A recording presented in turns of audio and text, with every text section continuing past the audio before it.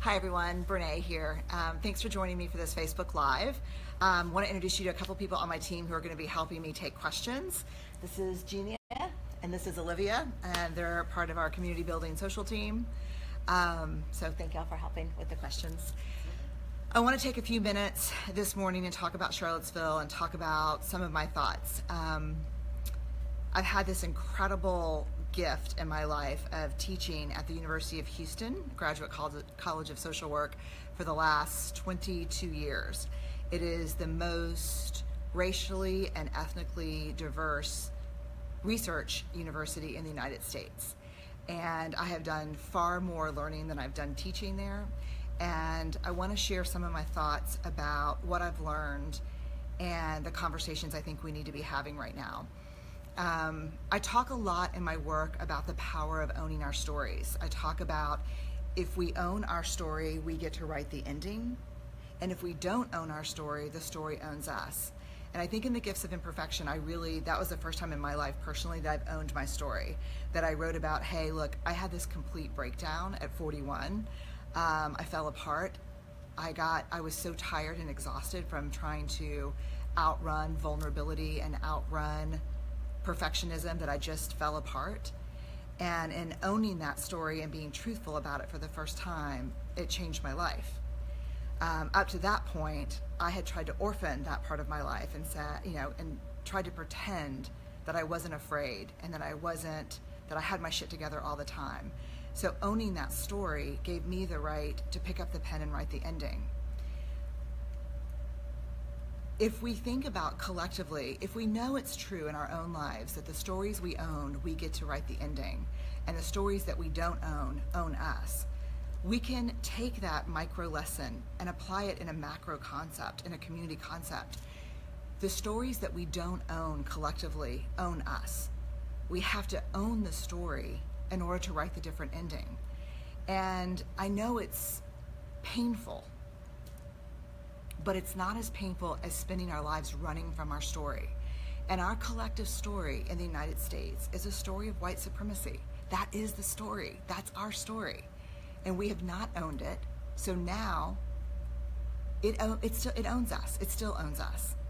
And it defines us because we have not had the courage to step in and own the story and say, this is the truth about where we come from and what we've done. And I think what's really powerful for me personally is understanding that the pain and discomfort of owning that story is tiny compared to the pain and discomfort of living out that story.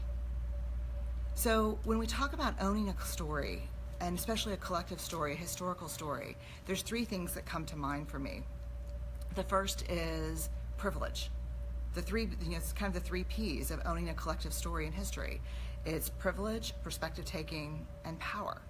And the first is privilege. And I can tell you that having taught race, class, and gender for years and years and years, there is nothing that I talk about that pisses people off more than the topic of privilege.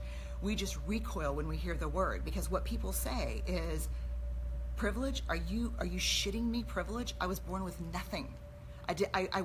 Everything I have, I worked for. I had no privilege. And I get that, and I understand that, but that means you don't understand privilege. Privilege, when it comes to race, is about unearned rights. So let me give you an example. And let me tell you, I'm someone, by the time I was 15, I had worked so much that the Department of Public Safety gave me a hardship license. I've worked since I was 14 years old. I paid my way through college, graduate school. When Steve and I finished residency and when I finished graduate school, we had $210,000 in student loans. Like, I worked my way through. I've never not had a job since I was 14. But I have a lot of unearned privilege. I'm thinking about Peggy McIntosh's article, Unpacking the Invisible Backpack of Privilege. I can walk into any store and find a doll that matches my daughter's skin. I can find a Band-Aid that matches my skin. I can drive any area in Houston and not get pulled over. It was a little dicier before when I was younger and all my I drove a big, lots of POS cars, but now I have a nice car and I'm white, and I'm not going to, if I get pulled over, you can be assured it's for a reason. That's unearned privilege. Unearned privilege is what we get that we have not earned. And I can, it's so funny because in every class I've ever taught, we do a privilege exercise where I say, tell me about one area of privilege in your life. And you have to remember, I'm looking at on a class, it's 25% African American, 25% Latino, Latinx, 25% Anglo, and about 25% Asian American. Some people transfer international students. And in the last several years, I've had a signer, an American Sign Language translator in my classes. So we're talking about the real thing. We're talking about what America looks like. When I ask people to do a privilege exercise, there's not one person that can't find privilege. I'll have a straight person say, my privilege is I can go to the movies and hold hands with my partner and not fear getting hit in the head with a baseball bat. I had an African American student last year that said, maybe it was 2 years ago, that said, I can wear a symbol of my religion and not fear being called a murderer or a terrorist. And she was simply talking about the fact that she wears a cross necklace. I mean, privilege is not about how hard you work. Privilege is about unearned access and authority. And so if we don't acknowledge our privilege, we don't acknowledge the pain of others, and we don't acknowledge what is the truest thing about American democracy, which should be equality. We don't acknowledge it. This is the hard thing about Facebook Live is I'm a pauser, but I'm going to pause because I want to think through everything I'm saying because I feel very emotional. So I want to make sure I get it right. I'll give you another example of privilege that's really personal. My name, Brene Brown, a lot of you know it. What you don't know is my name is Cassandra Brene Brown. I only know one other Cassandra Brene Brown, and she's African American, and I only know about 3 other Brenes, all African American. Cassandra Brene Brown is one of the most traditionally African American names you could ever have. I know this because I went to Paul Haben's elementary school in New Orleans growing up, and I was not invited to any of the white kids' birthday parties because the birthday parties were chosen off the homeroom list. I know this because before the era of LinkedIn and Facebook, I've walked into job interviews and literally been told, oh my God, you're Cassandra Brene Brown? What a pleasant surprise. Which is a very quick way to end an interview with me, but that's privilege. And that's real. And it leads me to the second P, which is perspective taking. We all see the world through a lens, and I want you to picture a lens that you look through the world through, or you use to look through the world. And we look through lenses of age, ethnicity, race, ability, and that's how we see the world. And then we slide in a lot of other lenses like insight, personal experience, history, family stories, and we all see the world through this unique lens. The whiter, more Judeo-Christian, straighter, middle-class, educated we are, the more likely it is that we were told that how we see the world is actually the world, and how other people see the world is another unreal version of the world, that our view is the world. The thing that's hard, and the thing I think we make a mistake even in my field in social work, we tell people that empathy is putting down that lens and picking up the lens of another person. I'm going to pick up the lens of an Asian American student who's first generation immigrant we can't put down the lens. The lens is soldered to our face. That's how we see the world. So how, if empathy requires perspective taking, how do we take the perspective of other people if the lens that we see the world through is soldered to us? The answer is you believe people's stories, you believe people's experiences as they tell them to you. You believe when people tell their story and say, this is my experience of what it was like to work there. This is my experience of what it was like to be a student there. This was my experience of what it was like to be called that. That you don't run that through your lens. You understand that the world that they see through their lens is as real and honest and truthful as the world that we see through our lens. And I think perspective taking, there's 4 skills that ladder up to empathy. non-judgment, perspective taking, recognizing emotion, and communicating back emotion. If you can't perspective take, we can't practice empathy. Because the minute we say, oh, that's a terrible story, but that's not how I see it. It's okay to have an opinion, but you can't dismiss what people experience and talk about as truth. The last P is power. And we hate the word power. God, we hate the word power. We hate the word power. But let me give you a simple definition of power from Martin Luther King. Power is just the ability to affect change. And then let me tell you about powerlessness. As someone who's spent my entire career studying shame and fear, powerlessness is the most dangerous state that we can ever experience. It leads to violence, isolation, shame, self-harm. Power is just the ability to affect change. For somehow we have come to the belief, not just in this country, because I work all over the world, that power is finite. That if I share some with Olivia and Genia, that's 2 pieces of a pie of 8. And now I only have 6/8 of that pie left. It's a zero-sum game. But that is not power. That is power over.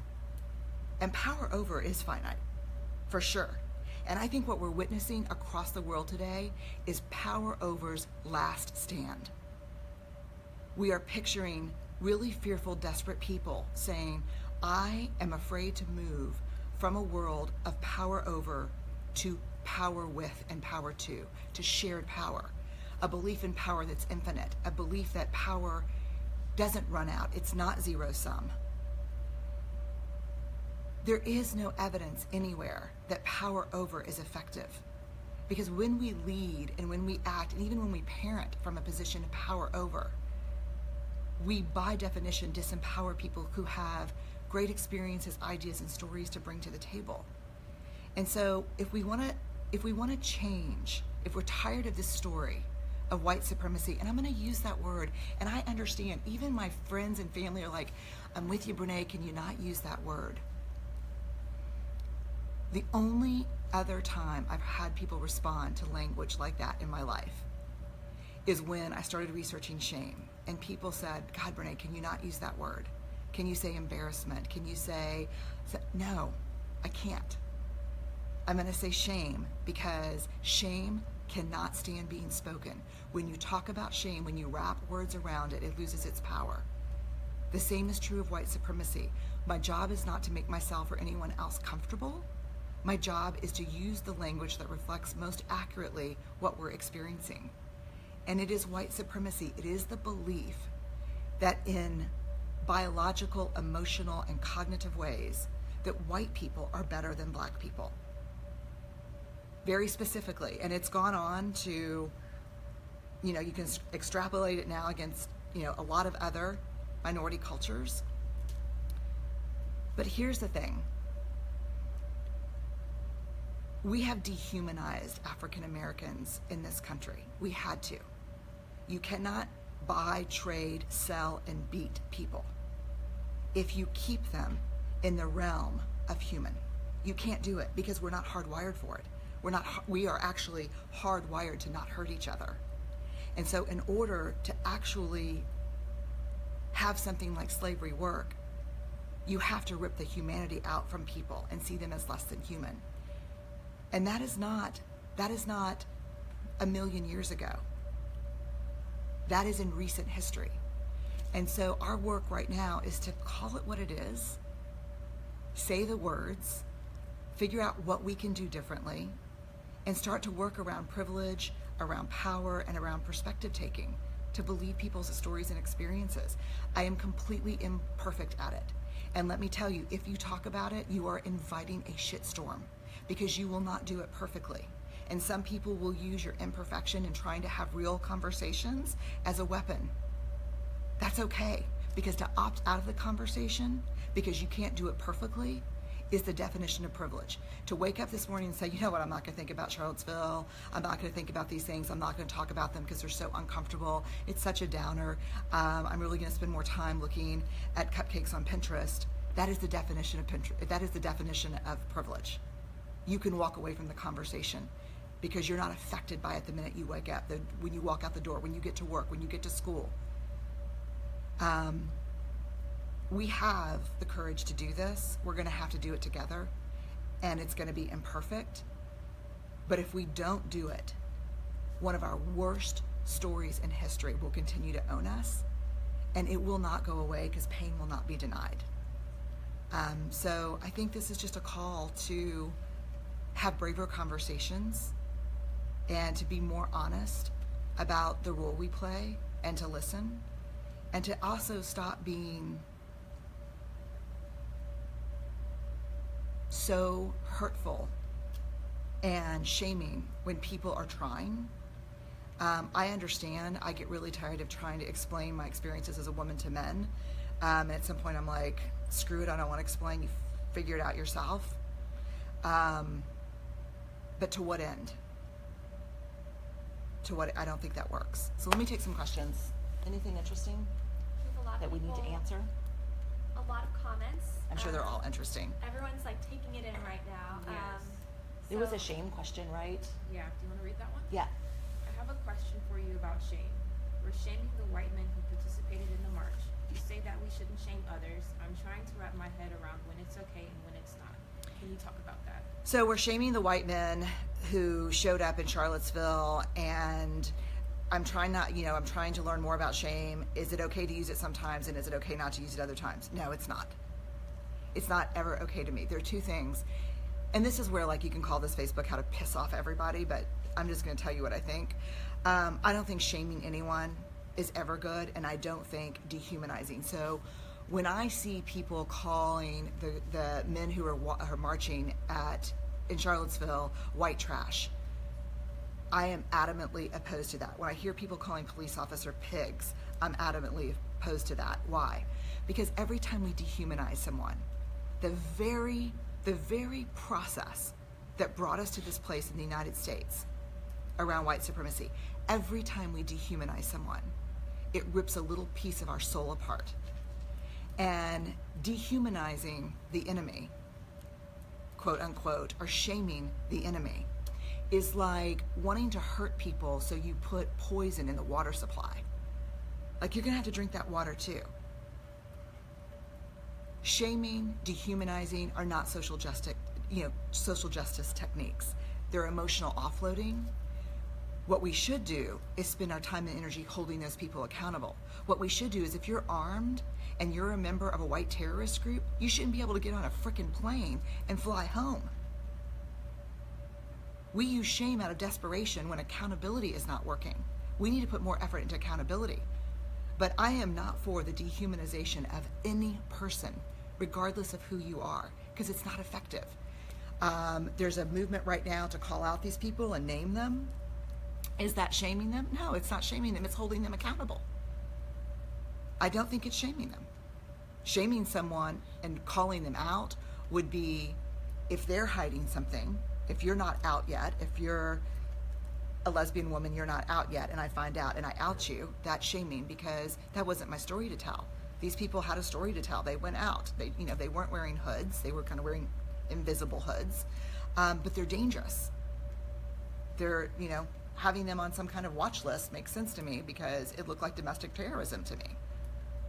Let's not forget about Heather. Let's not forget about someone was killed in this, and there are still people injured. So I think that's accountability, but shaming and name calling, I'm not for it ever. And we're getting used to it, and it makes our culture incredibly dangerous. Anything else? How do you start this conversation in the school? How do you start this conversation in a school environment? Thank you.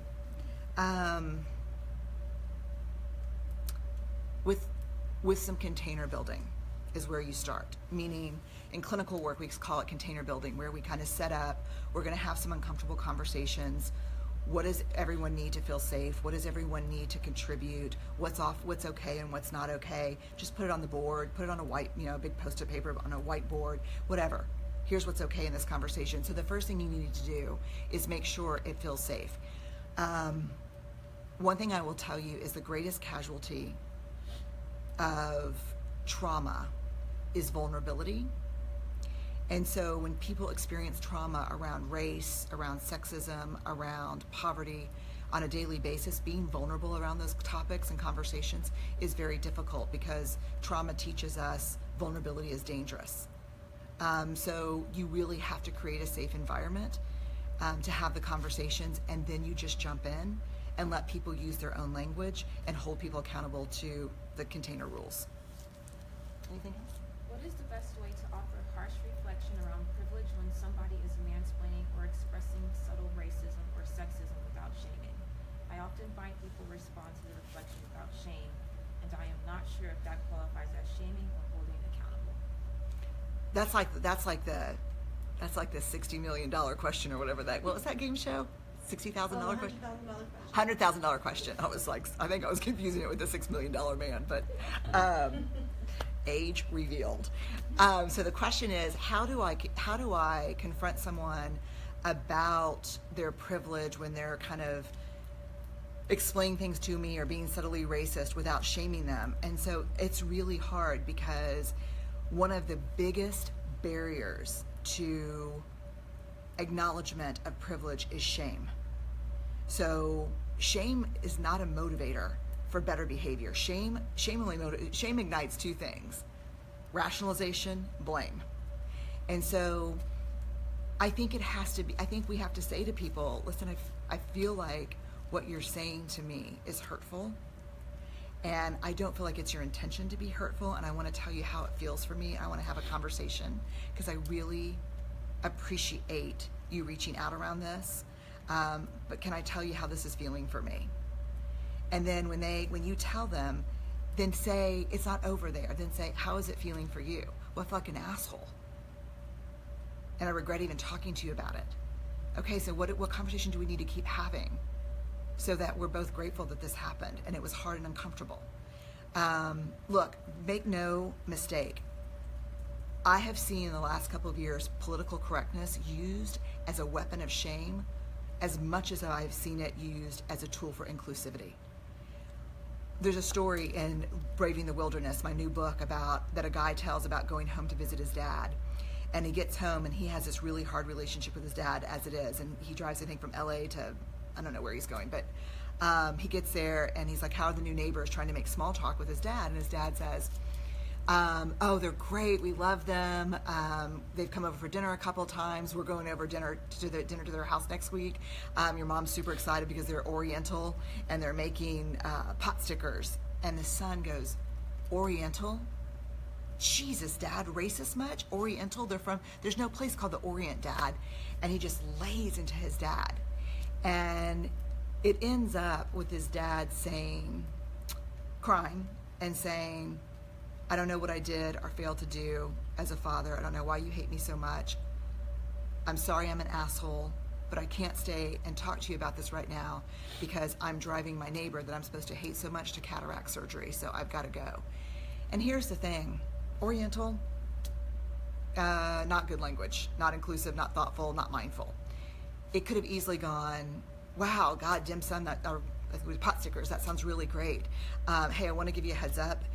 Oriental's not a word people are using anymore. I know it's tough as things change all the time, but I know you care about people, so I know you care about that. Completely different conversation. And at some point, we do get to the point where we're kind of like, fuck it. Oh, well, there you go. We do get to that point. Everyone here is like, oh my God, everyone watching, look. If you're surprised that came out of my mouth, you don't know me. But we get to the point where we really are. We're like, screw it. I am not going to have that kind of conversation anymore. I'm not going to say, hey, Dad, look, this is what, I'm tired of it. I'm exhausted. Why do I have to explain why you're hurting me? Because what is the alternative? What is the alternative? Is the alternative we keep pulling people who are drowning out of the river one by one, and we can't get them all? We just lose some? Or we go to the head of the river, to the mouth of the river, and say, where is this pain coming from? Where is this coming from?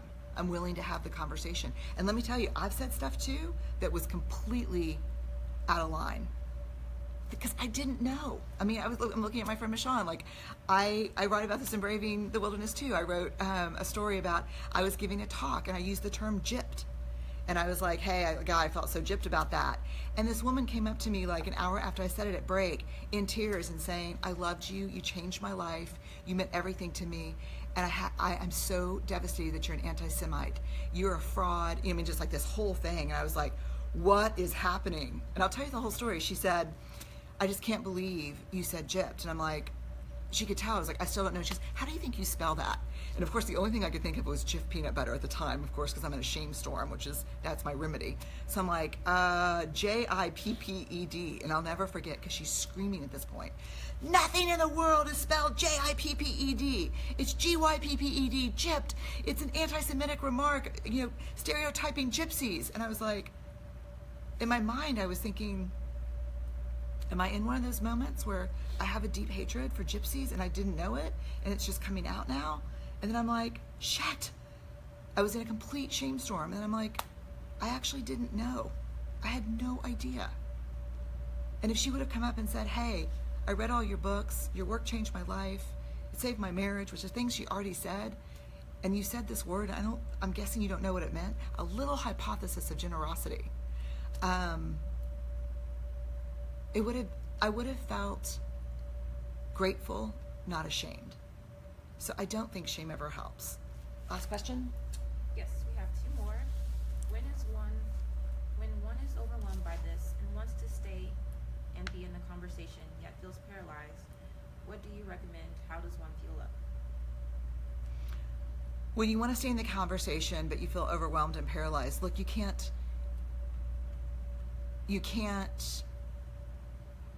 live in this conversation. We need everyday moments of our life. We need joy. We need gratitude. We need love. We need belonging. Those things fortify us for this fight. And so what I would say is, when you're feeling overwhelmed, take a break. And not from the conversation. Once you understand what's happening in the world, it's not like our break is going back to pretending it's not happening, but it's taking care of ourselves. You don't know how many activists I know who have burnt themselves out so completely that they can't be a part of the movement anymore because they don't have the will to show up. Look, we are fighting for civil rights, we're fighting for equality, we're fighting for justice, but we're also fighting so that people have access to the most meaningful experiences in life: love, belonging, joy, purpose. And if we don't have those in our hearts, we can't fight for other people to have them. So, and here's what I'll say about anger. There's this, there's a couple things about anger. People get uncomfortable with anger, and they're like, why are you so pissed off? Why are you so hostile? Why are you so angry? That's usually code, that's shame code for you're making me uncomfortable. And I get it all the time. There will be, Olivia and Jeannie will help me, but they'll be like, by the time this is over, there'll be death threats against me or my family. There'll be, hey, stick to writing. There'll be all kinds of comments on here. My job is not to make people comfortable. Your job is not to make people comfortable. But my job is to take care of myself so I can stay engaged in hard conversations. So you need to practice self-care. You need to be angry when you're angry, but also know that anger as an emotion, great catalyst, terrible lifetime companion. Great catalyst. Be angry, but turn it into something else, because just to live with anger serves no one. It is a catalyst emotion. You have to do something with it. Otherwise, it turns into bitterness and resentment and illness, real illness. Last question? A lot of different versions of what are the next steps?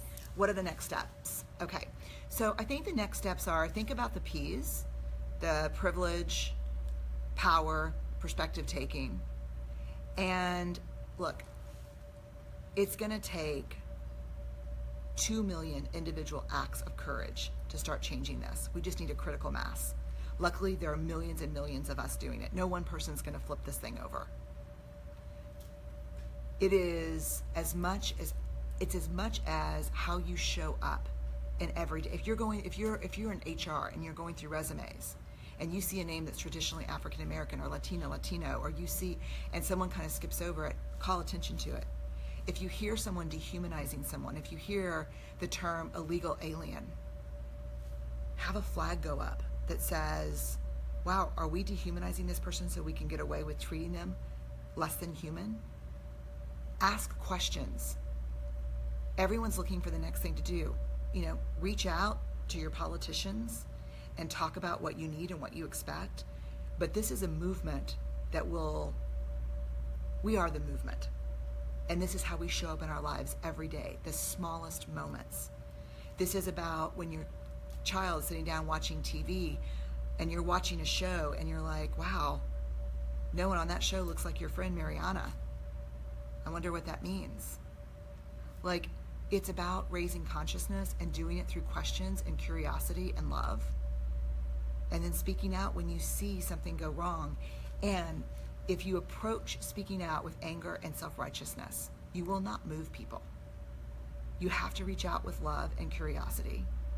But you also have to, and this is a chapter which I'm sure everyone will love, in Braving the Wilderness, which is speak truth to bullshit, but also be civil while you're doing it. So say, I don't believe that how you're framing that argument is real. I'd love to have an honest conversation around it if we can be respectful. It's every day. It's just take it and weave it through your life, and it's who we become and what we do every day. So thanks for giving me time. I know it's been a lot. I do want to say something really quickly, and I'll probably do another Facebook Live about this, so it's at the top. I love our page. I love our community. It's a place for conversation and debate and dialogue and disagreement. But if you're shitty, I'm going to ban you from the page. And I'm not going to look back when I do that, because it's my page. And you can do whatever you want on your page. But on my page, we will not be disrespectful or name call. And if you're just coming on, honestly, to be critical and contribute nothing and say things like, oh, Brene, stick to writing, shut your mouth around politics, I'm going to delete you because I can. And because you're contributing nothing with that. If you want to say, Brene, you're dead ass wrong, here's what I believe, have you thought about this side? Awesome, let's have a conversation. This page will not be one more place where people are hateful, shaming. We will speak truth to bullshit on this page and be civil. So thanks.